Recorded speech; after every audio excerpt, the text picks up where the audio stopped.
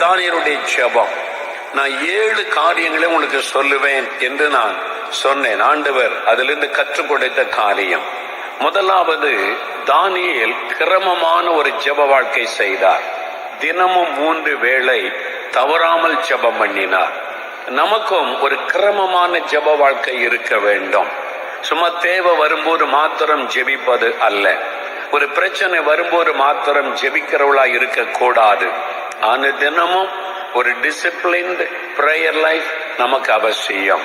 காலையில் இந்த நேரம், மாலையில் இந்த நேரம், வாரத்துல ஒரு நாள் நான் இப்படி ஜெபிப்பேன். ஒரு டிசிப்ளின்டு பிரேயர் லைஃபை நம்ம ஏற்படுத்தி கொள்ளணும். ஆண்டவர் கிருபை தருவார். 2வது, தானியேல் ஜெப நண்பர்களை வைத்திருந்தார். Shadrach, Meshach, Abednego. இந்த தானியேலும் இந்த 3 நண்பர்களும் சேர்ந்து பாபிலோன் தேசத்துல ஒரு பெரிய புரட்சியை பண்ணிவிட்டார்கள். ஒரு பெரிய மாற்றத்தை கொண்டு வந்து விட்டார்கள். தேசத்தை ஆளுகிற ராஜாக்கள் கர்த்தர்தான் ஜீவனுள்ள தெய்வம் என்று சொல்லும்படியான ஒரு பெரிய மாற்றத்தை இந்த 4 வாலிபர்களும் ஒரு அந்நிய தேசத்திலே கொண்டு வந்து விட்டார்கள். மந்திரவாதமும் பில்லிசூனியமும் விக்கிரக ஆராதனைகளும் நிறைந்த ஒரு தேசத்துல ராஜாவினுடைய உள்ளத்தை அசைத்து கர்த்தர்தான் ஜீவனுள்ள தேவன் என்று சொல்லும்படி இந்த 4 வாலிபர்களையும் கர்த்தர் பயன்படுத்தினார். என்றால் அவர்கள் ஜெபிக்கிறவர்கள். அப்ப நமக்கு ஜெப நண்பர்கள், உங்களுடைய தெருவில், உங்க வீட்டுக்கு அருகில நீங்க ஜெபிக்கிற நண்பர்களை வைத்திருக்கலாம். வேலை செய்கிற இடத்துல, படிக்கிற இடத்துல, அது மாதிரி பிரேயர் ஃப்ரெண்ட்ஸ் நமக்கு அவசியம். நம்மோடு கூட சேர்ந்து ஜெபிக்க, நமக்காக மட்டும் ஜெபிக்காதபடி உங்களுடைய கிராமம், உங்களுடைய பட்டணம், நம்முடைய தேசம், சபைகள் இந்த ஆண்டவர் சொல்லுகிற காரியத்திற்காக இணைந்து ஜெபிப்பார். 3வது, சோர்ந்து போகாமல் ஜெபம் பண்ணினார் தானியேல். ஜெபத்துக்கு விரோதமா ஒரு சட்டமே இயற்றப்படுகிறது. 30 நாள் ஜெபமே பண்ணக்கூடாது என்கிற சட்டம் தந்திரமாக ராஜாவை ஏமாற்றி அதிகாரிகள் கையெழுத்து வாங்கிவிட்டார்கள். உடனே தானியேல், 30 நாள் தானே, பரவாயில்ல, நான் 30 நாள் ஜெபிக்காம இருக்கிறேன், மனசிலே ஜெபித்துக் கொள்கிறேன், கர்த்தருக்கு என் இருதயம் தெரியும் என்று இருக்கவில்லை. அவர் சோர்ந்து போகவும் இல்லை, ஜெபத்தை விடவும் இல்லை. சிங்க கபில போட்டா என்ன, அக்னிக்குள்ள போட்டா என்ன, என் ஜெபத்தை மாத்திரம் நிறுத்த முடியாது என்று சோர்ந்து போகாமல் ஜெபம் பண்ணினார். நாம் ஜெபத்துல சோர்ந்து போகிறவளா இருக்கக்கூடாது. நான் சோர்ந்து போயிட்டேன் அப்படின்ற வார்த்தையே தெய்வ பிள்ளைகள் வாயில வரக்கூடாது. என் ஜெபத்துல உறுதியா இருக்கணும் என்பதை தானியேலுடைய வாழ்க்கையிலே நாம் அறிகிறோம். இன்றைக்கு இன்னொரு சில காரியத்தை நான் உங்களுக்கு சொல்ல விரும்புகிறேன். 4வது, தானியேலுடைய ஜெப வாழ்க்கையை நீங்கள் கவனிக்கும் போது அவர் தீர்க்க தரிசனத்தை அறிந்து ஜெபிக்கிறவராயிருந்தார். தீர்க்க தரிசனத்தை அறிந்து ஜெபம் செய்வது. தானியேல் 9ஆம் அதிகாரம் 2-3 வசனங்களை பாருங்க. தானியேல் 9ஆம் அதிகாரம் 2-3 வசனங்கள். தானியேலாகிய நான் எருசலேமின் வாழ்க்கடிப்புகள் நிறைவேறி தீர 70 வருஷம் செல்லும் என்று கர்த்தர் எரேமியா தீர்க்கதரிசியோடு சொல்லிய வருஷங்களின் தொகையை புஸ்தகங்களால் அறிந்து கொண்டேன். நான் உபவாசம் பண்ணி ரட்டிலும் சாம்பலிலும் உட்கார்ந்து தேவனாகிய ஆண்டவரை ஜெபத்தினாலும் விண்ணப்பங்களினாலும் தேட என் முகத்தை அவருக்கு நேராக்கி. தானியேல் தேசத்துல நடக்கிற காரியத்தை உன்னிப்பாய் கவனிக்கிறார். இதுல தேவன் என்ன தீர்க்க தரிசனம் உரைத்திருக்கிறார். நம்ம எருசலேமை விட்டு பாபிலோன் தேசத்திற்கு வந்து 70 வருடம் ஆகிவிட்டது. இன்னும் எவ்வளவு காலம் அடிமையா இருக்க போகிறோம்? தேவன் என்ன திட்டம் வைத்திருக்கிறார்? தேவனுடைய திட்ட காரியம் என்ன என்று அவர் தீர்க்க தரிசன புஸ்தகத்தை ஆராய்ந்து பார்க்கிறார். எரேமியா தான் தீர்க்க தரிசனம் உரைத்தார், நீங்கள் பாபிலோன் தேசத்திலே அடிமைகளாய் இருப்பீர்கள் என்பதாக. எரேமியா மூலமாக இந்த தீர்க்க தரிசன வார்த்தை வெளிப்பட்டது. இப்ப எரேமியாவின் புஸ்தகத்தை தானியேல் தேடி வாசித்த போது அங்கே ஒரு காரியத்தை கண்டுபிடிக்கிறார். எரேமியா 29ஆம் அதிகாரம் 10ஆம் வசனம். இந்த வசனங்கள்ல வாசிக்கும் போது 70 வருஷம் நீங்கள் பாபிலோனிலே அடிமைகளாய் இருப்பீர்கள். அதான் தீர்க்க தரிசன வசனம். அதை அறிந்த உடனே தானியேல் உபவாசம் பண்ணி ஜெபிக்க ஆரம்பிச்சார். அந்த தீர்க்க தரிசனத்தை வைத்து ஜெபிக்க ஆரம்பித்தார். அல்ல கவனிங்க, ஆண்டவர் தீர்க்க தரிசனமா பேசிட்டாரு, அதனால அது நடக்கும் என்று நம்ம சும்மா இருக்க கூடாது. சும்மா இருந்தால் அந்த தீர்க்க தரிசனம் நிறைவேறாது. அதுக்காக நம்ம ஜெபிக்கணும். அதுக்குதான் ஆண்டவர் வெளிப்படுத்துகிறார். நம்ம ஜெபிப்போம் என்று நம்பிதான் இந்தியாவில் இது நடக்க போகுது, தமிழ்நாட்டில் இது நடக்க போகிறது, இதுக்காக ஜெபம் பண்ணுங்க என்று ஆண்டவர் பேசுகிறார். அந்த தீர்க்க தரிசனத்தை அறிந்து நம்ம ஜெபிக்கும் போது அந்த ஜெபத்திற்கு ஆண்டவர் இல்லை என்று சொல்ல முடியாது.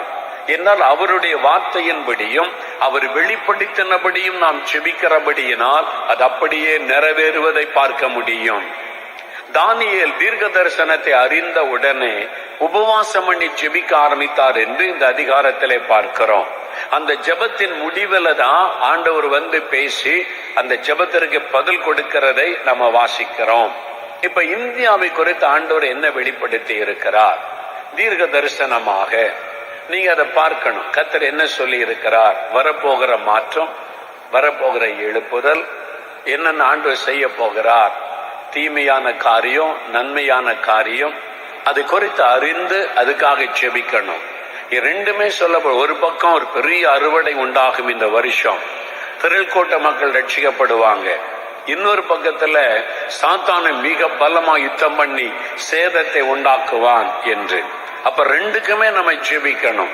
ஒரு பக்கம் திரளான ஆத்மாக்கள் ரட்சிக்கப்படும் சொன்னீங்களே, ஆத்மாக்களை ரட்சிங்க.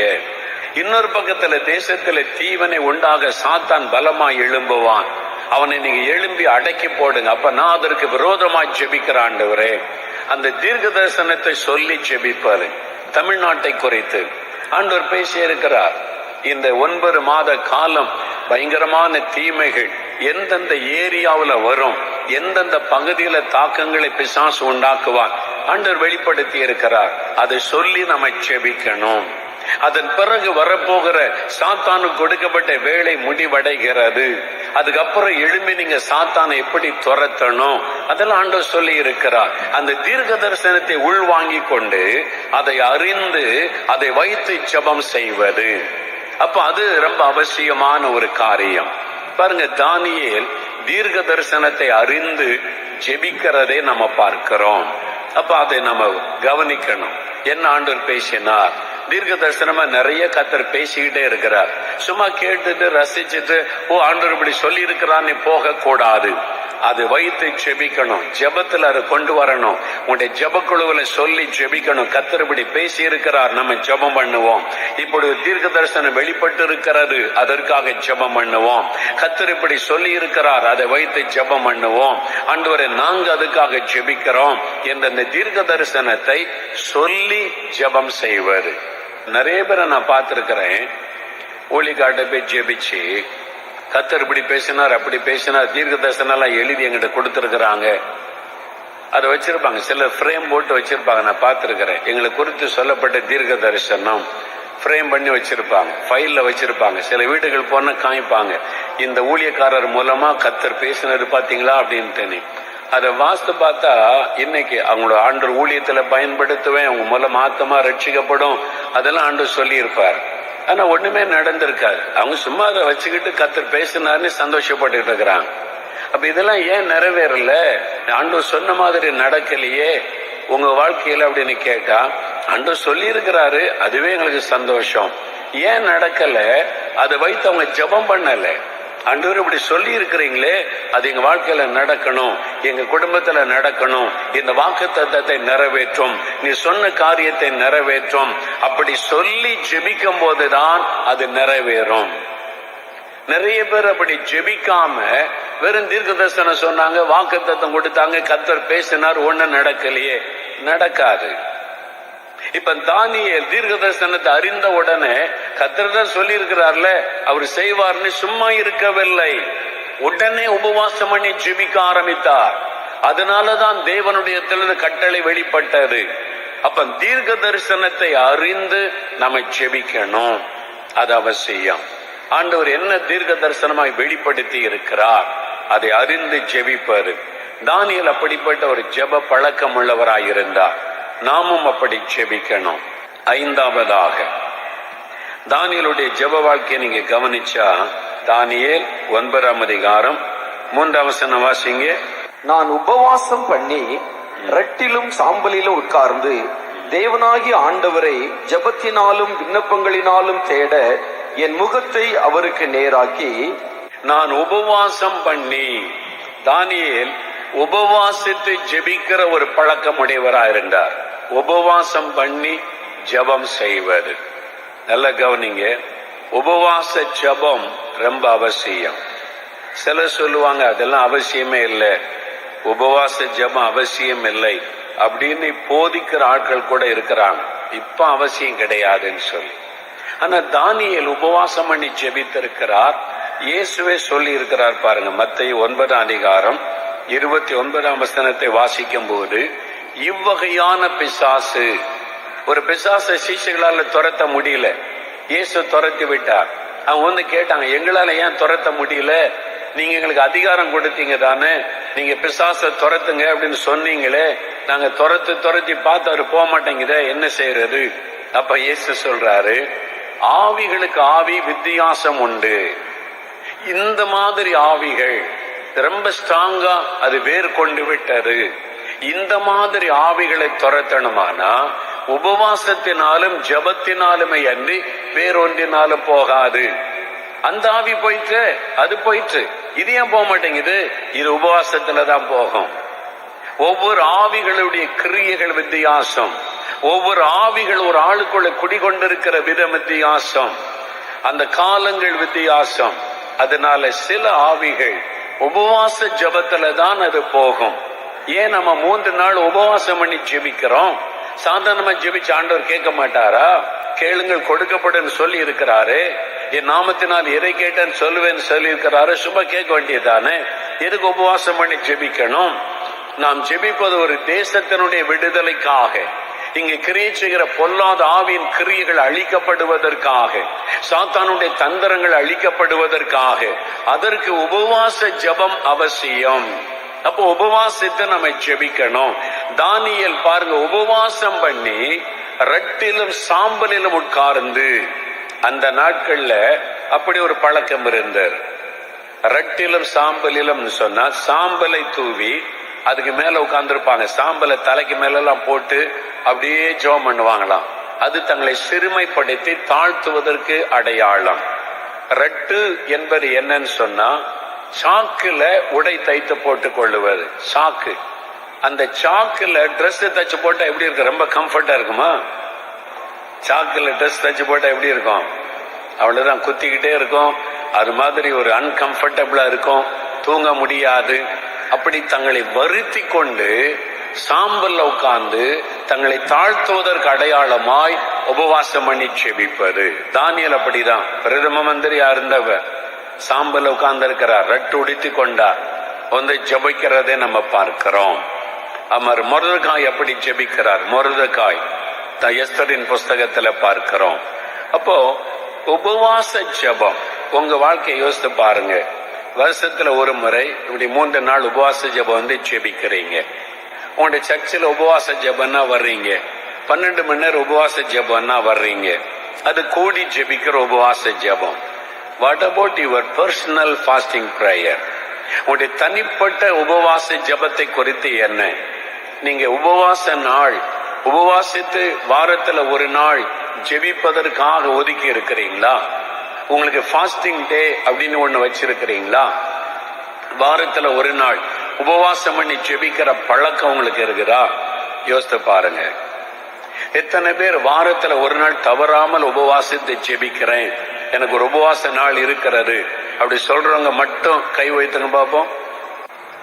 நிறைய பேர் ஜெபிக்கிறீங்க, நன்றி. ஆனா பாதி பேர் தான் ஜெபிக்கிறீங்க. இன்னும் பாதி பேர் நீங்களே தீர்மானிக்கணும். வாரத்துல ஒரு நாள் ஃபாஸ்டிங் டே, உபவாசம் பண்ணி ஜெபிப்பது. உபவாச ஜெபத்துல பலவிதமான உபவாசம் இருக்கிறது. நிறைய பேர் உபவாசம்னா ஒரு நாள் முழுது சாப்பிடாம இருக்கணும், அல்ல 3 நாள் சாப்பிடாம இருக்கணும், தண்ணி குடிக்காம இருக்கணும், அதான் உபவாசம் அப்படி சொல்லுவாங்க. பலவிதமான உபவாசம் இருக்கிறது. இப்ப தானியேல் 10ஆம் அதிகாரத்துல நீங்க வாசிக்கும் போது 10ஆம் அதிகாரம் 2-3 வசனத்தை நீங்க வாசித்து பாருங்க.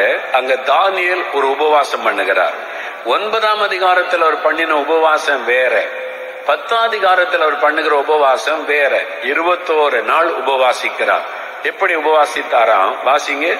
அந்த நாட்களில் தானியேலாகிய நான் 3 வாரம் முழுவதும் துக்கித்துக் கொண்டிருந்தேன். அந்த 3 வாரங்களாகிய நாட்கள் நிறைவேறும் மட்டும் ருசிகரமான அப்பத்தை நான் புசிக்கவும் இல்லை, இறைச்சியும் திராட்சரசமும் என் வாய்க்குள் போகவும் இல்லை, நான் பரிமள தைலம் பூசிக்கொள்ளவும் இல்லை. பாருங்க, 21 நாள் 3 வாரம் தானியேல் உபவாசம் பண்ணி செபிக்கிறார். ஒரு வெளிப்பாடு கிடைத்த உடனே 3 வாரம் 21 நாள் செபிக்கிறார்.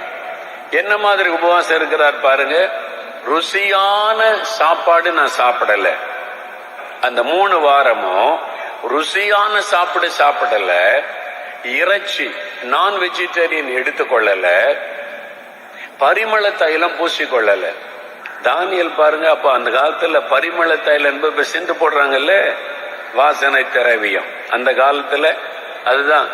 தானியேல் சென்டெல்லாம் அடிச்சிருக்காரு பாருங்க. வாசனை திரவியம் எல்லாம் அடிச்சு நல்ல வேலை போகும்போது அப்படியெல்லாம் இருந்திருக்கிறார். தப்பு கிடையாது. அதனால எல்லாமே லிமிட்டா நம்ம இந்த உலகத்துல வச்சுக்கிட்ட தப்பு கிடையாது. ரொம்ப ஆடம்பரமா சிலர் ட்ரெஸ்ல மேக்கப்ல அது மாதிரிலாம் இல்லாம பார்த்து கொண்டா போறோம். தானியேல் பாருங்க, 21 நாள் ருசியான சாப்பாடு சாப்பிடல. ஆனா ஏதோ ஒண்ணு சாப்பிட்டார். ஆனா இறைச்சி சாப்பிடல, திராட்சை ரசம் குடிக்கல, வாசனை திரவியம் பூசிக்கொள்ளல. சிம்பிளா இருக்கிறார். சபையில பாருங்க, 40 நாள் மெயின்லைன் சிஎஸ்ஐ சர்ச் எல்லாம் சொல்லுவாங்க, 40 நாள் லெந்து காலம், ஃபாஸ்டிங் டே, 40 நாள் உபவாசம். அந்த 40 நாள் பூ வைக்க மாட்டாங்க பெண்கள். 40 நாளும் நான்வெஜ் எடுக்க மாட்டாங்க. ஒன்லி வெஜிடேரியன் தான் இருக்கும் அந்த வீட்டுல. வெஜிடேரியன், பூ வைக்க மாட்டோம். சில இந்த 40 நாள் மாத்திரம் சிலத்தை ஒதுக்கி ஃபாஸ்டிங் பண்ணி ஜெபிப்பாரு. சபையில 40 நாள் ஜெபம் இருக்கும். சிலர் அதை பரிகாசம் பண்ணுவாங்க. ஆனா அதை சரியா பயன்படுத்தினா அது உண்மையான உபவாசம். அது உண்மையா இருந்தா அந்த உபவாசத்தை கர்த்தர் கனம் பண்ணுவார். பாருங்க, தானியேல் ருசியான பதார்த்தத்தை ஒதுக்கிட்டாரு, திராட்சரசம் குடிப்பதை ஒதுக்கிட்டாரு.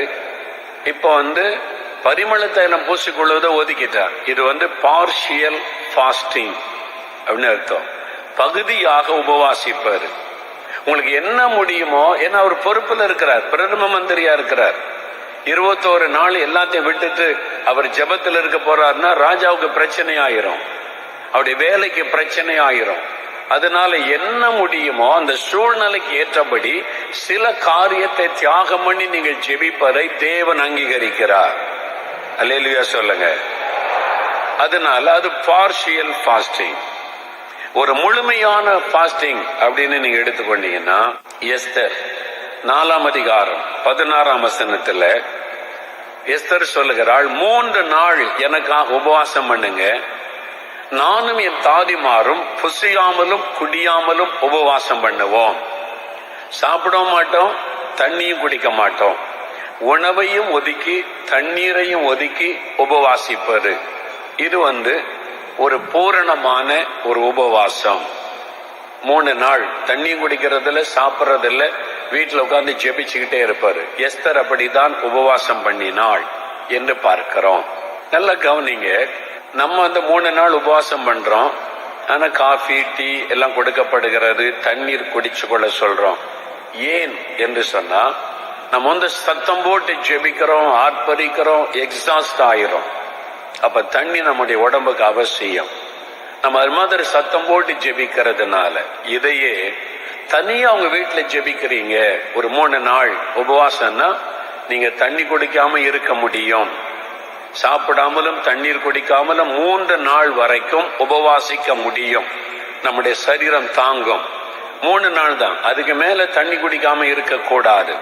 3 நாள் வரைக்கும் சாப்பிடாமலும் தண்ணீர் குடிக்காமலும் உபவாசிக்க முடியும். அது உங்க வீட்டுல தனியா உட்கார்ந்து சத்தமிடாம அமைதியா வேற வாசி ஜெபிச்சு கொண்டே இருப்பாரு. உங்களால என்ன முடியுமோ அதுல நீங்க உபவாசித்தாலே ஆண்டவர் சந்தோஷப்படுவார். ஆனா உபவாசிக்கணும் பாருங்க. அது இந்த மாதிரி ஒரு உபவாசம். 40 நாள் இயேசு உபவாசம் பண்ணினார். இயேசு 40 நாள் லூக்கா 4ஆம் அதிகாரத்துல பார்க்கும்போது 40 நாள் அவர் உபவாசம் புசியாமல். அப்ப இயேசு 40 நாள் புசியாமல் உபவாசம் இருந்தார். அவர் தண்ணீர் குடித்திருக்கலாம் என்று வேத அறிஞர்கள் சொல்றாங்க. ஏன்னா அப்படிதான் புசியாமல் 40 நாள் உபவாசம் பண்ணினார் என்றுதான் சொல்லப்படுகிறார். இயேசு உபவாசம் பண்ணார் 40 நாள். அதனால் நானும் 40 நாள் உபவாசிக்கிறேன், தப்பு கிடையாது, உபவாசிக்கலாம். ஆனா இயேசு 40 நாள் உபவாசம் பண்ணதுக்கு நோக்கம் இருந்தது. 3.5 ஆண்டு கால ஊழியம், அதுல நடந்த அற்புதங்கள், திரளான ஆத்மாக்கள் ரட்சிக்கப்பட்டாங்க. நீங்க 40 நாள் உபவாசம் இருந்தா விளைவுகள் என்ன, அது முக்கியம். என்ன இருக்கா ஜெபிக்க போறீங்க 40 நாள், என்ன நடக்க போகிறது, அது முக்கியம். என்ன ஒரு சமயம் ஒரு பட்டணத்துக்கு போய் நான் கோயம்புத்தூருக்கு ஒருத்தர் வந்தார். நான் 40 நாள் உபவாசம் பண்ணிட்டு இருக்கேன் பிரதர் அப்படின்னு சொன்னார். எனக்கு ரொம்ப ஆச்சரியம், நம்மளால இருக்க முடியல, அவர் இருக்கிறாருன்னு சொல்லி சந்தோஷமா, எதுக்கு ஐயா 40 நாள் உபவாசம் இருக்கிறீங்கன்னு கேட்டேன். அவர் சொன்னார் பாருங்க ஒரு காரியம். எனக்கு ஒருத்தர் தீர்க்க தரிசனம் சொன்னாரு, நீங்க ரத்த சாட்சியா மரிக்க போறீங்கன்னு சொன்னார். அதனால நான் உண்மையா ரத்த சாட்சியா மரிக்கணுமா வேண்டாமான்னு கேட்கறதுக்காக 40 நாள் உபவாசம் பண்றேன். இதுக்கு 40 நாள் உபவாசம் பண்ண ஏன்ட்டு கேட்ட நான் சொல்லியிருப்பேனே, அவ்வளவுதான். இதுக்கு 40 நாள் உபவாசமா? இந்த 40 நாள் இந்தியாவில் இருக்கிற ஆத்மாக்களுக்காக ஜெபிச்சிருந்தா எத்தனை பேர் ரட்சிக்கப்பட்டிருப்பாங்க? நம்ம உபவாசம் எதுக்கு இருக்கிறோம்? தவறான நோக்கத்தோடு இருக்கக்கூடாது. தானியேல் உபவாசிக்கிறார் என்றால் ஒரு நோக்கம் இருக்கிறது, ஒரு திட்டம் இருக்கிறது, கர்த்தருடைய வெளிப்பாடு இருக்கிறது, அதை வைத்து உபவாசம் பண்ணுகிறார். அதனால நீண்ட நாள் உபவாசிப்பது 40 நாள் 21 நாள் உபவாசம் எல்லாம் கர்த்தர்கிட்ட கேட்டு எதுக்காக ஜெபிக்கணும் என்பதை தெளிவாய் பெற்றுக்கொண்டு கவனமா உபவாசிக்கணும். இஷ்டப்படி இருக்கக்கூடாது, அதற்கு உங்க வீட்டுல இருக்கக்கூடாது. தனியா ஒரு இடத்தை கண்டுபிடிச்சு காத்திருந்து நீங்க அதுக்காக ஜெபித்து கொண்டே இருக்கலாம், அது தப்பு கிடையாது. ஆனா இதெல்லாம் விட ரொம்ப முக்கியம், நீங்க வேலை செய்றீங்க, படிக்கிறீங்க, குடும்ப ஒய்ஃபா இருக்கிறீங்க, நிறைய பொறுப்பு இருக்குது, உத்தரவாதம் இருக்கிறது. எங்களை மாதிரி ஊழியக்காரங்க கிடையாது. நீங்க ஊழியக்காரன்னா 7 நாள் ஜெபிக்க போறேன்னு கதவை முடித்து இருந்துக்கலாம், யாரும் கேட்க முடியாது, அவ்வளவுதான். ஆனா நீங்க பொறுப்புல இருக்கிறீங்க. எப்படி ஜெபிக்கிறது? உபவாசம் பண்ணி வீட்டுல சமையல் பண்ணணும், பிள்ளைகளை கவனிக்கணும், கணவருடைய பொறுப்பு இருக்குது, வேலை செய்யணும், பிசினஸ கவனிக்கணும். எப்படி உபவாசம் இருக்கிறது? வாரத்துல ஒரு நாள் நீங்க தேசத்துக்காக உபவாசிக்கலாம். வாரத்துல ஒரு நாள் உங்களுக்காக, உங்களுடைய குடும்பத்துக்காக உபவாசிக்கலாம். நான் பிராக்டிகலா உங்களுக்கு சொல்லி தரேன். குடும்பத்துக்காக நீங்க உபவாசிக்கிறது ஞாயிற்றுக்கிழமை காலையில. ஞாயிற்றுக்கிழமை காலையில எல்லாருமே சர்ச்சுக்கு போவீங்க. 9 to 11 மணிக்குள்ள எப்பவுமே சர்வீஸ் முடிஞ்சிடும். சிலர் காலையில 7 மணிக்கு போனா கூட 11 மணிக்குள்ள மார்னிங் சர்வீஸ் முடிஞ்சிடும். அன்னைக்கு ஞாயிற்றுக்கிழமை காலையில உபவாசம்.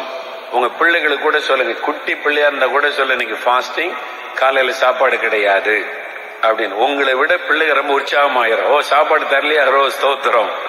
என்ன சாப்பிட வைக்கிறதுதான் பெரிய பிரச்சனை பிள்ளைகளை. அதனால இன்னைக்கு சாப்பாடு கிடையாது, உபவாசம். சர்ச்சுக்கு போறீங்க, 11 மணிக்கு சர்ச்சு முடிஞ்ச உடனே நேர வீட்டுக்கு வந்துருங்க. அங்கிருந்து அப்படியே ரெஸ்டாரண்ட் போய் சாப்பிட, ஷாப்பிங் போகாதங்க. உபவாசத்தோட வீட்டுக்கு வாங்க. அன்னைக்கு குடும்பமா உட்கார்ந்து, தனியா உட்கார்ந்து நல்ல பாட்டு பாடி ஒரு மணி நேரம் குறைந்து 2 மணி நேரம் வரைக்கும் ஜெபிக்கலாம். நீங்க நல்ல பாட்டு பாடிட்டு அன்னைக்கு எல்லாரும் ஜெபம் பண்ணி, சின்ன பிள்ளைகளை கூட ஜெபிக்க வைங்க. முதல்ல உங்களுக்காக, உங்களுடைய குடும்பம், உங்களுடைய வேலை, உங்களுடைய பிசினஸ், உங்களுடைய பாதுகாப்புக்காக நல்ல ஸ்தோத்திரம் பண்ணி, பிள்ளைகள், கணவன், மனைவி எல்லாரையும் ஒப்பு கொடுத்து உங்களுக்காக முதல்ல கொஞ்ச நேரம் ஜெபம் பண்ணுங்க. அப்புறம் உங்களுடைய சபை, அந்த ஊழியம், உங்க கிராமம், உங்களுடைய பட்டணம், நம்முடைய தேசம், அப்படி நீங்க சரியா ஒரு மணி நேரம் கருத்தா ஜெபிச்சீங்கன்னு வைங்க, அந்த உபவாச ஜெபத்தை கர்த்தர் கனம் பண்ணுவார். நிறைய பேர் என்கிட்ட சொல்றாங்க, வியாபாரிகள், ஞாயிற்றுக்கிழமை காலையில நீங்க சொல்லி கொடுத்த மாதிரி நாங்க உபவாசித்து குடும்பமா நாங்க ஜெபிக்கிறோம், கர்த்தர் எங்களை ஆசீர்வதிக்கிறார். ஏன்னா உங்க குடும்பம் பாதுகாக்கப்பட நீங்க ஜெபிக்கணும். அப்ப உபவாசம் பண்ணி குடும்பமா ஜெபிக்கும் போது உங்களுடைய குடும்பம் பாதுகாக்கப்படும், ஆசீர்வதிக்கப்படும். உங்களுக்கு தெரிஞ்சவங்க ரட்சிக்கப்படணும், அதுக்கு ஜெபிக்கலாம். அவங்க கிராமத்துக்காக பட்டணத்துக்காக ஜெபிக்கலாம். அதனால ஞாயிற்றுக்கிழமை காலையில குடும்பமா உபவாசித்து ஜெபிக்க ஒப்பு கொடுங்க. அப்புறம் வாரத்துல ஒரு நாள் தேசத்துக்காக ஜெபம் பண்ணுங்க. இந்தியாவுக்காக ஆத்மாக்கள் ரட்சிக்கப்பட ஜெபிக்கலாம். எங்கெங்க தான் வேலைக்கு போயிட்டு ராத்திரி தானே வர்றோம். உபவாசம்னு சொல்லிட்டு சிலர் சாப்பிடாம வேலைக்கு போறாரு, சாப்பிடாம கடைக்கு போறாரு, சாப்பிடாம பிசினஸ கவனிக்கிறாரு. சாப்பிடாம இருக்கிற உபவாசம் கிடையாது, அது பட்டினி. உணவை ஒதுக்கிட்டு காத்திருந்து ஜெபிக்கணும். உபவாசமும் ஜெபமும் சேர்ந்து இருக்கணும். அதான் உபவாச ஜெபம். உபவாசத்தினாலும் ஜெபத்தினாலும் இயேசு சொல்லுகிறார். வெறும் சாப்பிடாம இருக்க கூடாது, உபவாசித்து சாப்பிடாம இருந்து ஜெபிக்கணும். ஜெபிக்கிறதுக்கு டைம் ஒதுக்கணும், அதுக்குதான் உபவாசம். ஜெபிக்கிறதுக்கு டைம் கிடையாது. நீ சாப்பிடாம வேலைக்கு போறேன், சாப்பிடாம பிசினஸ் போறேன் உபவாசம் சொன்னா தப்பு. அது உங்களுடைய சரீரத்தை பாதித்து விடும். உபவாசம் இருக்கா நீங்க வீட்டுல உட்காந்து தனியா உட்காந்து ஜெபிக்கணும். லீவ் நாள்ல உபவாசிக்கலாம். அப்படி இல்லைன்னா நான் சொல்றேன் உங்களுக்கு சிம்பிளா, வெள்ளிக்கிழமை இரவு உபவாசம் பண்ணுங்க. நைட்டு பகலில வேலைக்கு போறீங்க, காலையில போயிருங்க, சாயங்காலம் வந்துருவீங்க. பிசினஸுக்கு போனாலும் கடையில இருந்து சாயங்காலம் வந்துருவீங்க. அன்னைக்கு சீக்கிரமா வந்து பிள்ளைகளுக்கெல்லாம் நீங்க சாப்பாடு கொடுத்து குடும்ப வேலையெல்லாம் முடிச்சிட்டு சீக்கிரமா முடிச்சிட்டு 9 மணிக்கு ஃப்ரீ ஆயிருங்க. 9 மணில இருந்து 11 மணி வரைக்கும் ஒரு 2 மணி நேரம் ஆரம்பிங்க, ஸ்டார்ட். அதன் பிறகு அது வளர ஆரம்பிச்சிடும். அப்புறம் 12 மணி 1 மணி வரைக்கும் கூட ஜெபிக்க ஆரம்பிச்சிடும். ஆண்டோடைய பாத்துல 2 மணி நேரம் உட்காருங்க, நல்லா துதிச்சு பாடுங்க. என்னென்ன காரியத்துக்கு ஜெபிக்கணும் குறிப்பை எடுத்துக்கொள்ளுங்க. இந்த நாள்ல இந்தியாவுக்காக கர்த்தர் வெளிப்படுத்தின காரியம், இதுக்கெல்லாம் நான் ஜெபிக்க போறேன், குறிப்பு எழுதி கொள்ளுங்க. குறிப்பா எஃபெக்டிவா அங்க உள்ள போய் உட்கார்ந்துட்டு எதுக்கு ஜெபிக்கணும்னு யோசிச்சுட்டு இருக்காருங்க, உங்க டைம் எல்லாம் வீணாயிரும். அதனாலதான் ஜெப குறிப்புகளை முதல்ல ரெடி பண்ணிக்கிட்டு என்னென்ன காரியத்துக்கு நான் ஜெபிக்க போறேன் அப்படின்னு தேசத்துக்காக ஆண்டவர் வெளிப்படுத்தின காரியத்தை வைத்து ஜெபம் பண்ணுங்க. நீங்க ரொம்ப சந்தோஷமா இருக்கும். அந்த ஜெபத்துல ஒரு அர்த்தம் இருக்கும். ஜெப புஸ்தகம் இருக்குது நம்முடைய ஊழியத்துல. ஒவ்வொரு நாளும் ஒரு மாவட்டத்துக்காக, ஒரு மாநிலத்திற்காக ஜெபிக்க, ஒரு மிஷனரி ஸ்தாபனத்திற்காக ஜெபிக்க அதை வாங்கி கொள்ளுங்க. டெய்லி ஒரு கிரமமான ஜெப வாழ்க்கை வைத்துக் கொள்ளுங்க. வாரத்துல ஒரு நாள் உபவாசம் பண்ணி தனியா ஜெபம் பண்ணுங்க. வாரத்துல ஒரு நாள் குடும்பமா உபவாசம் பண்ணி சேர்ந்து ஜெபிங்க. ஒருவேளை உணவை கட் பண்ணா கூட உபவாசம் தான். அதை சின்சியரா செய்தீங்கன்னா தேவன் அதை கனப்படுத்துவார். அதனால சுகர் இருக்குது எனக்கு, அது ஒருவேளை உணவை ஸ்கிப் பண்றதுக்கு எந்த பிரச்சனையும் கிடையாது. சுகர் இருந்தாலும் சரி, என்ன இருந்தாலும் சரி, பிரச்சனையே கிடையாது. ஒரே ஒரு வேளை உணவை ஸ்கிப் பண்ணி நீங்க ஜெபிக்கிறது இருக்கு. ஒரு நாள் தேசத்துக்காக உபவாசம் பண்ணுங்க, ஒரு நாள் உங்களுடைய குடும்பத்துக்காக உபவாசம் பண்ணுங்க. கிரமமா அதை ஆக்கி கொள்ளுங்க. டிசிப்ளின்டா உபவாசித்து ஜெபிக்க பழகி கொள்ளுங்க. தானியேல் உபவாசம் பண்ணி ஜெபம் பண்ணினார். இப்போ 6வதாக தானியேலுடைய ஜெபத்தை நீங்க பாத்தீங்கன்னா, தானியேல் 6ஆம் அதிகாரத்துல 7-8 வசனத்தை வாசிக்கும் போது, தானியேலுக்கு விரோதமா தேசாதிபதிகள், அந்த பிரதானிகள் எல்லாம் எழும்பி அவனை எப்படியாவது இல்லாம பண்ணணும்னு பிளான் பண்றாங்க. அவனை எதுலையுமே குற்றம் கண்டுபிடிக்க முடியாது. அவன் ஒரு காரியத்துல ரொம்ப கவனமா இருக்கிறான். என்னதுன்னு கேட்டா 3 வேளை ஜெபம் பண்றான். அந்த ஜெபத்துலதான் குற்றம் கண்டுபிடிக்க முடியும். அந்த ஜெபத்தை தடுத்துட்டா போதும். அதுக்கு ஒரு சட்டத்தை ஏற்றாங்க. ஏன் சாத்தான் தானியேலுடைய ஜெபத்தின் மேல குறி வச்சான் அப்படின்னு சொன்னீங்கன்னா, தானியேலுடைய ஜெபம் சாத்தானை முடக்கும்படியான ஒரு ஜெபமாயிருந்தது. அல்லேலூயா. தானியேல் ஜெபிக்க ஆரம்பிச்ச பிறகு பாபிலோன் தேசத்துக்குள்ளே சாத்தானால செயல்பட முடியவில்லை.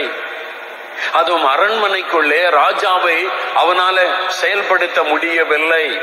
தானியேல் ராஜாவுக்காக தினமும் ஜெபிக்கிறார், பிரதானிகளுக்காக ஜெபிக்கிறார், அரண்மனைக்காக ஜெபிக்கிறார், பாபிலோன் தேசத்திற்காக ஜெபிக்கிறார், சத்துருடைய கிரியைகள் முடக்கப்பட ஜெபிக்கிறார்.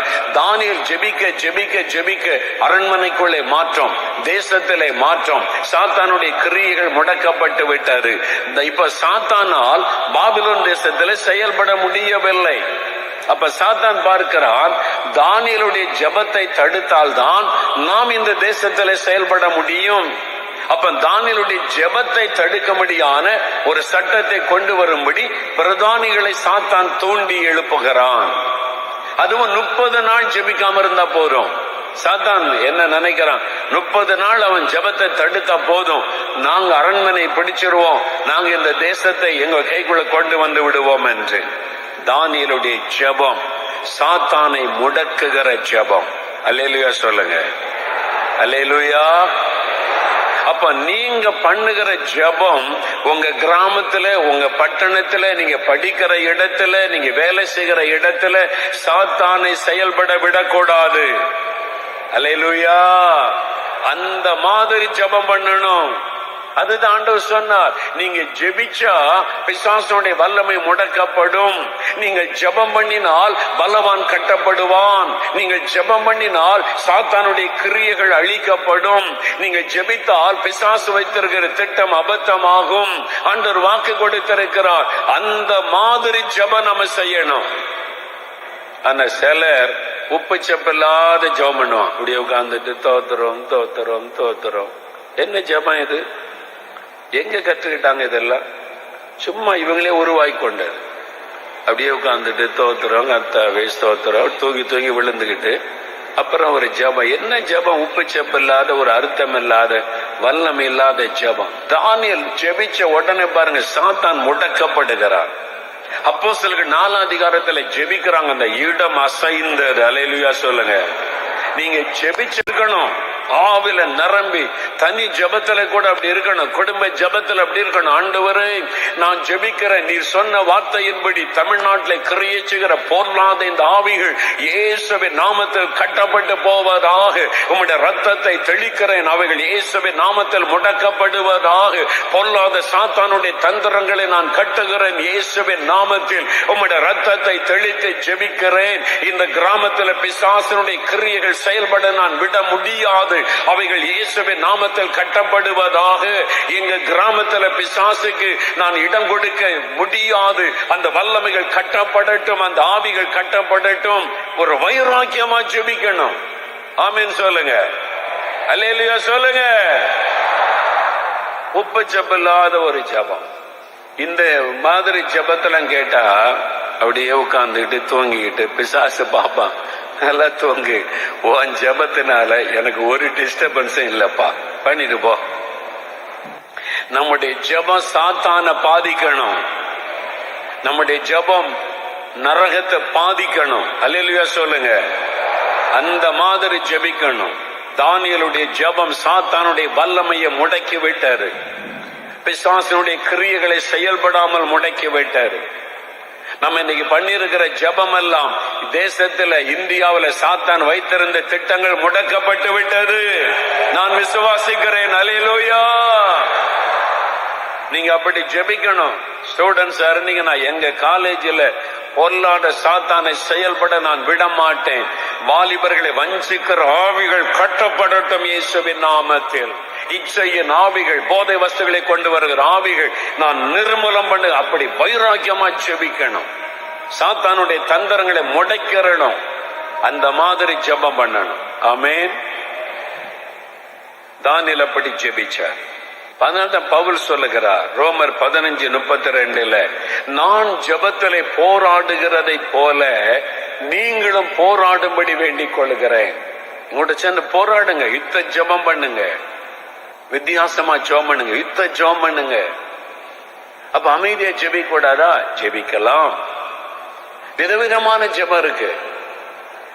சில காரியத்துக்கு யுத்தம் பண்ணி தான் ஜெபிக்கணும், சில காரியத்துக்கு ஸ்தோத்திரம் பண்ணணும், சில காரியத்துக்கு அமைதியா ஜெபிக்கலாம், சில காரியத்தை விட்டு ஜெபிக்கணும். அதை விளங்கி கொள்ளணும்.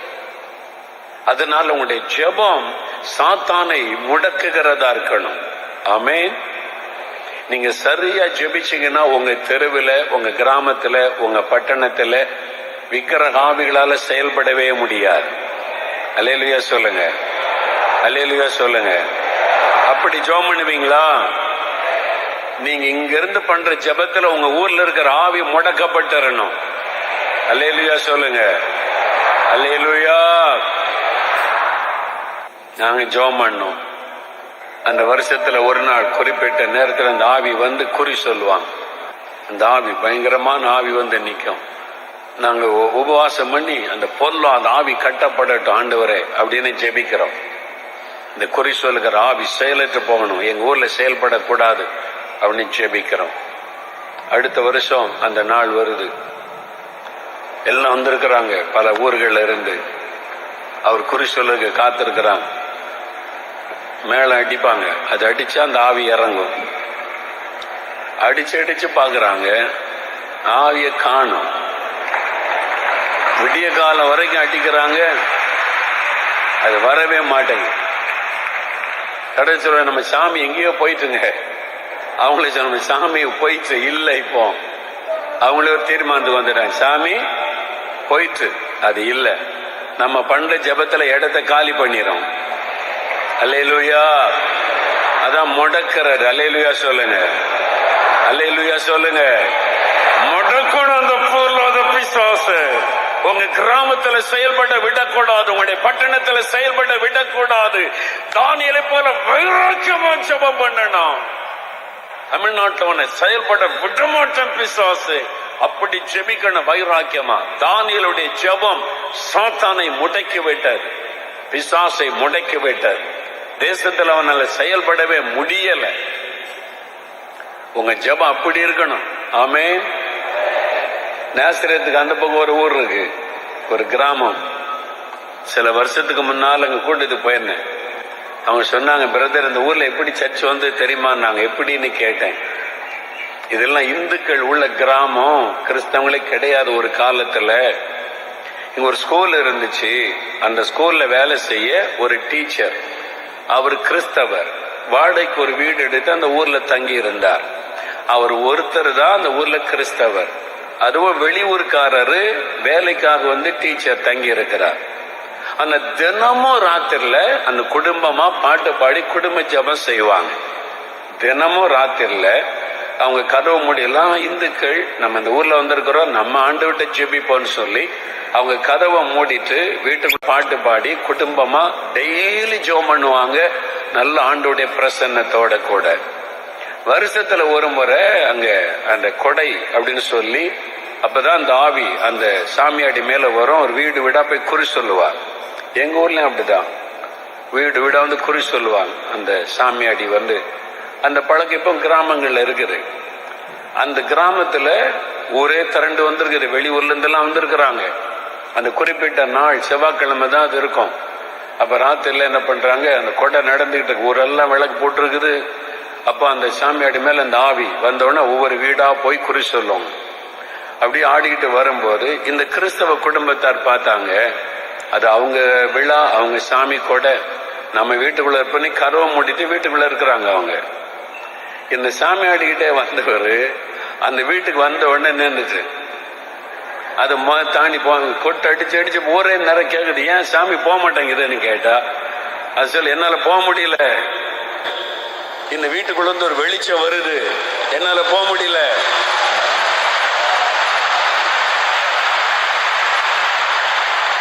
பாத்தீங்களா? அப்படியே சொல்லுது. ஊரே திரண்டு, ஏன் சாமி நம்ம சாமி போக மாட்டேங்க, அந்த வீட்டுக்குள்ள இருந்து ஒரு வெளிச்சம் வருது, என்னால தாண்டி போக முடியல அப்படின்னு சொல்லு, காலி பண்ணவன அப்படின்னு. எல்லாம் அடிச்சு பாக்குறாங்க. அவங்க கிறிஸ்தவங்க வீட்டுக்குள்ள இருக்காங்க, பாப்பா கருவை மூடிக்கிட்டு, ஏன் அது போக மாட்டேங்க அப்படின்னா ஊரே திரண்டு நிக்குது. பாதி பேர் சொல்றான், இவரை காலி பண்ணு, இந்த டீச்சரை ஊரை விட்டு அனுப்புங்க, காலி பண்ணுங்க, இந்த கிறிஸ்தவ நம்ம ஊருக்குள்ள இருந்தா பிரச்சனை வேண்டாம். கொஞ்சம் வாலிபர்கள் எழும்பினாங்க, ஏன் வரட்டணும், அவங்க வீட்டை இதால தாண்ட முடியலன்னா அவங்க கும்பிடுற சாமி தானே வல்லமை உள்ளவ.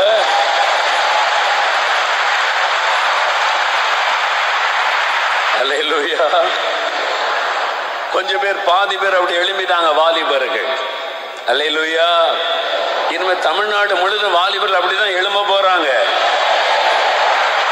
இனி யோசிக்க ஆரம்பிச்சிருவாங்க, சும்மா முட்டாள்தனமா பின்பற்ற மாட்டாங்க. அதான் விழிப்புணர்வு. வாலிபர்கள் எழுப்பிட்டாங்க. ஏன் அவங்க போனோம், இந்த சாமியால இதை தாண்ட முடியலன்னா அவர் அங்க கும்பிடுற சாமி தானே வல்லமை உள்ளவர், அவங்க வீட்டையே தாண்ட முடியலையே அப்படின்னு ஊரு ரெண்டாய் பிரிந்து விட்டாரு. பிரிஞ்சு பாதி பேர் கிறிஸ்தவம் ஆயிட்டாங்க. சுவிசேஷமா அறிவிக்கல. அந்த வீட்டுக்குள்ள ஒழுங்கா ஜெபிச்சாங்க. அந்த ஜெபத்தின் வல்லமையினால ஒரு ஊருக்குள்ள பாதி பேர் இயேசுவை ஏற்றுக்கொண்டு அப்படிதான் அந்த ஊர்ல சர்ச்சே வந்தது. அல்லேலூயா சொல்லுங்க, அல்லேலூயா சொல்லுங்க. நேசரத்துல ஒரு குடும்பம், நேசரத்துல 5 வயசு சின்ன பிள்ளை LKG படிக்குது.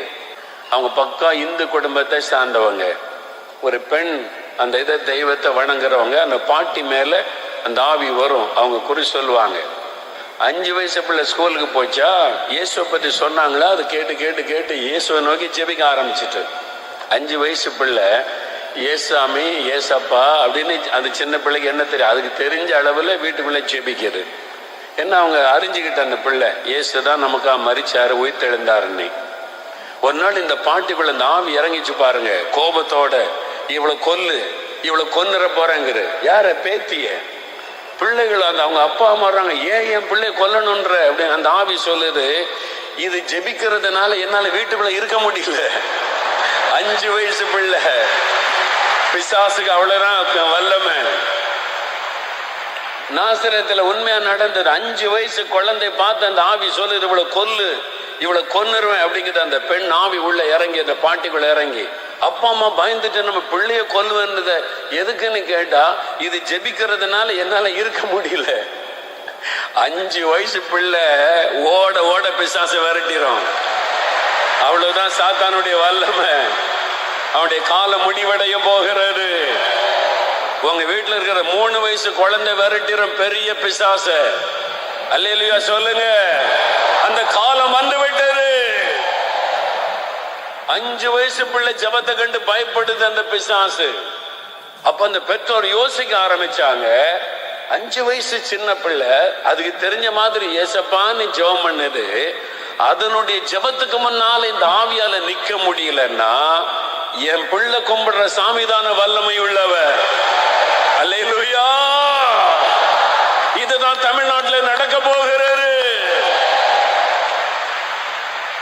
இந்தியாவிலே நடக்க போகிறது.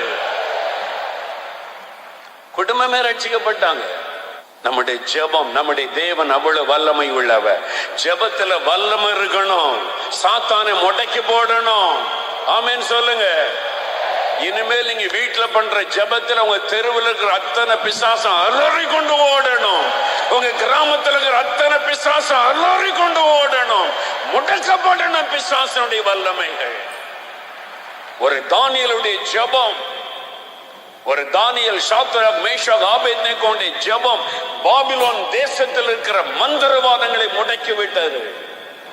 மந்திரவாதம் நிறைந்த பட்டணம் பாபிலோன், பில்லிசோனி நிறைந்த பட்டணம் முடக்கப்பட்டு விட்டது. நம்முடைய ஜெபம் அப்படி நம்ம ஜெபிக்கணும். அதுக்கு தான் ஆவியில ஜெபிக்கணும் அப்படின்னு பவுல் ஆலோசனை கூட. Pray in the spirit. எபேசியர் 6:18, யூதா 20 சொல்லப்பட்ட ஆவியில ஜெபிங்க, அந்நிய பாஷையில ஜெபிங்க, ஆவியில நிரம்பி ஜெபம் பண்ணுங்க, வைராக்கியமா ஜெபிங்க. நம்ம அப்படி ஜெபிக்கணும். கடைசியா 7வதாக தானியேலுடைய ஜெபத்தை பாருங்க. தானியேல் 9ஆம் அதிகாரம் 21ஆம் வசனம் வாசிங்க. அப்படி நான் ஜெபம் பண்ணி கொண்டிருக்கும் போதே முதல் தரிசனத்திலே நான் கண்ட புருஷனாகிய காபிரியேல் வேகமாய் பறந்து வந்து அந்திபலியின் நேரமாகிய வேளையிலே என்னை தொட்டான். நீ வேண்டிக் கொள்ள தொடங்கினவுடன் கட்டளை வெளிப்பட்டது என்று தேவதூதன் வந்து பேசுறான். அதனுடைய காரியம் என்ன? தானியேல் ஜெபத்திற்கு பதில் வரும் வரைக்கும் ஜெபம் பண்ணுகிறார். ஜெபத்திற்கு பதில் வரும் வரைக்கும் அவர் ஜெபித்துக் கொண்டே இருக்கிறார். அதான் முக்கியம். ஜெபத்துல ஒரு காரியத்துக்கு ஜெபிக்கிறோம். நிறைய பேர் நீங்க யோசித்து பாருங்க, போன வருஷத்துல நிறைய காரியத்துக்கு ஜெபிச்சீங்க, இப்ப அதையே மறந்துட்டீங்க. அதுக்கு பதில் வந்துச்சா வரலையான்னு கூட யோசிக்கல, அதை மறந்துட்டீங்க. இப்ப புது ஜெப குறிப்பு வச்சுட்டீங்க. நம்ம முன்னால ஜெபிச்சோமே, என்ன பதில் வந்திருக்குன்னு யோசித்து பாருங்க. நிறைய பேர் யோசிப்பதே இல்லை. நம்ம பதிலை பெற்றுக்கொள்ளும் வரைக்கும் ஜெபிக்கணும். அப்ப எதிர்பார்ப்போட ஜெபிக்கணும். இந்த ஜெபத்துக்கு என்ன பதில் ஆண்டவர் தருகிறார், அந்த எதிர்பார்ப்போட ஜெபிக்கணும். நம்ம இந்த நேரத்திலிருந்து ஜெபிச்சுக்கிட்டே இருக்கிறோமே, அப்ப இதுக்கு என்ன பதில் வந்துச்சு? நான் விசுவாசிக்கிறேன், இன்னைக்கு ராத்திரி கர்த்தர் பதில் தர போகிறார். நம்ம வைராக்கியமா ஜெபிச்சுக்கிட்டு இருக்கோம்ல, இனி கர்த்தர் நமக்கு பதில் தர போகிறார். நீங்க ஜெபிச்சீங்களா, இதான் நடக்க போகுதுன்னு சொல்ல போகிறார். அதான் என் விசுவாசம். நீங்க உங்களுடைய தனி ஜெபத்துல, குடும்ப ஜெபத்துல ஒரு காரியத்துக்கு ஜெபிக்கும் போது, அதுக்கு தான் நான் சொல்றேன், ஒரு டைரி, பிரேயர் டைரி நீங்க மெயின்டைன் பண்ணணும். நான் ஒரு பிரேயர் டைரி வச்சிருக்கிறேன், எழுதுவேன். அதுல ஊழியத்துக்காக ஜெபிக்க வேண்டியது, பர்சனல் ஜெபிக்க வேண்டியது, எந்த தேதியில இதுக்காக ஜெபிக்க ஆரம்பித்தேன் அதை போட்டு எழுதி அப்பப்ப அதை எடுத்து ஞாபகப்படுத்தி கண்டினியூவா ஜெபிப்பாரு. பதில் வந்த உடனே டிக் பண்ணி பிரைஸ் எல்லாம் எழுதி எந்த தேதியில பதில் வந்ததுன்றதையும் குறிச்சு வைப்பேன். அப்ப அதை திரும்பி பார்க்கும்போது நான் இதுக்கெல்லாம் ஜெபிச்சேன், கர்த்தர் பதில் கொடுத்திருக்கிறாரு. அது நம்முடைய விசுவாசத்தை இன்னும் பலப்படுத்தும்.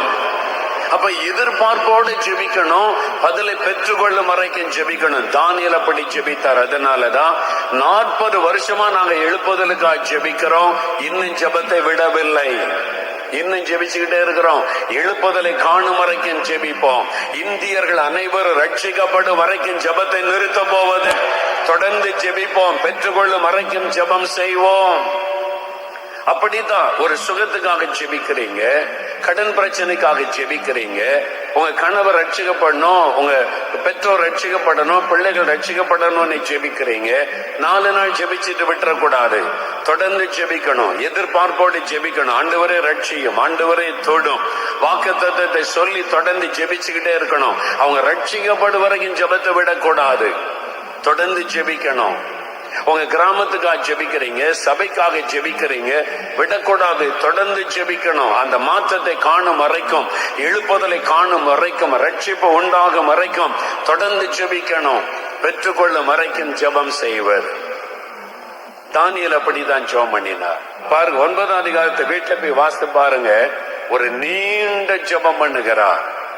இன்னும் ஆழமா நீங்க பாத்தீங்கன்னா, அவர் தன்னை தாழ்த்தி பாவ அறிக்கை செய்து அவர் ஜெபிக்கிறார். தன்னுடைய பாவத்தையும் தன் ஜனத்தின் பாவத்தையும் அறிக்கை செய்து ஜெபித்தார். பதில் வரும் வரைக்கும் ஜெபித்து கொண்டே இருக்கிறார். நீங்க அப்படி ஜெபிக்கணும். நீங்க முழங்கால் போட்டா பரலோகத்தில் ஆண்டவர் சொல்லணும், ஐயோ இவன் ஜெபிக்க ஆரம்பிச்சுட்டான்ப்பா, பதில் கொடுக்காம முடியாதுன்னு சொல்லணும். அல்லேலூயா சொல்லுங்க. பாலிங்கச்சோடைய மகன் ஒருவன் ஒரு நாள் மரிச்சுட்டான். வாலிபன், இளம் வாலிபன், ஸ்கூலுக்கு படிக்கிறவன், ஃபுட் பாய்சன் ஆகி செத்துட்டான். Food poison. அதுல இறந்த உடனே உடம்பெல்லாம் நீல நிறம் ஆகி விட்டார். அவனுடைய மனைவி அழுகிறாங்க, ஏதாவது பெரிய டாக்டர்கிட்ட கொண்டு போங்க. பாலியங்கச்சோக்கு தெரிந்து விட்டது, எங்க கொண்டு போய் பிள்ளையை காப்பாற்ற முடியாது, ஹிஸ் ஆல்ரெடி டெட், இறந்துட்டான். ஒன்னே ஒண்ணுதான் இருக்குது, கர்த்தரால் தான் அற்புதம் செய்ய முடியும். உடனே அவர் ரூமுகளை போய் கதவை மூடி ஜெபிக்க ஆரம்பிச்சார். ஆண்டவர்ட்ட முழங்கால நின்று மன்றாட ஆரம்பிச்சார். தன்னுடைய பாவத்தை அறிக்கை செய்யறாரு, கதறுகிறார், ஜெபிக்கிறார். விடாம என் மகனுடைய ஜீவன் எனக்கு திரும்ப வேணும், ஜெபிக்கிறார். ஒரு மணிக்கணக்கா ஜெபிச்சுக்கிட்டே இருக்காரு, விடல, ஜெபிச்சுக்கிட்டே இருக்கிறார். திடீர்னு அவருடைய மகன் உயிர் பெற்று எழும்பிதான். அல்லேலூயா, உயிர் பெற்று எழும்பிதான். எழும்பின உடனே எல்லாரும் ஆச்சரியமா பாக்குறான், மனைவி எல்லாரும் ஆச்சரியமா பாக்குறாங்க. என்ன நடந்ததுன்னு கேட்டா அவன் சொல்றான், டீனேஜ் பாய், நான் பல்லவத்துக்கு போயிட்டேன், அங்க நிறைய அழகழகான இடம், நிறைய பேர் இருக்காங்க, தூதர்கள் இருக்கிறாங்க, சின்ன பிள்ளைகள்லாம் கூட நிறைய இருக்கிறாங்க. நாங்க இருந்தேன், ரொம்ப சந்தோஷமா இருந்துச்சு. இயேசு அங்க இருந்தாரு. திடீர்னு என் பக்கத்துல வந்தார். வந்து, மகனே நீ பூமிக்கு திரும்பி போ, வா நான் அவனை கூட்டிட்டு போறேன், பூமிக்கு போயிடலான்னு கேட்டேன். நான் வரமாட்டேன், நான் இங்கே இருப்பேன், இங்கதான் நல்லா இருக்குது, நான் பூமிக்கு வரலன்னு சொன்னேன். அப்ப இயேசுகள் சொன்னாரு, உங்க அப்பா முழங்கால் போட்டான்ப்பா, உன்னை கொண்டு போகாட்ட என்ன அவன் விட மாட்டான். அல்லேலூயா. ஆண்டவர் சொன்ன வார்த்தை. உன் தகப்பன் முழங்கால் படிட்டு தான் ஜெபிக்க ஆரம்பிச்சுட்டான், உன்னை நான் கொண்டு விடலன்னா என்ன அவன் விட மாட்டான், என்ன அவன் பதில் கிடைக்காம எழும்ப மாட்டான். முழங்கால விட்டு வந்துரு, நான் அவனை கொண்டு விட்டுறேன். இயேசுவே கூட்டி கொண்டு விட்டாராம். அந்த மகன் சொல்ற, அப்பா நான் இயேசு நிக்கிறாருப்பா, பாருங்கப்பா. டேடி அவருக்கு ஸ்தோத்திரம் சொல்லுங்க. இவரு கண்ணுக்கு தெரியல, அவன் கண்ணுக்கு இயேசு தெரிகிறார். இயேசுதான கூட்டு வந்தாருப்பா, இங்கதான் நிக்கிறார் பாருங்க, என்னை பார்த்து சிரிக்கிறார், ஆண்டவருக்கு ஸ்தோத்திரம் சொல்லுங்க.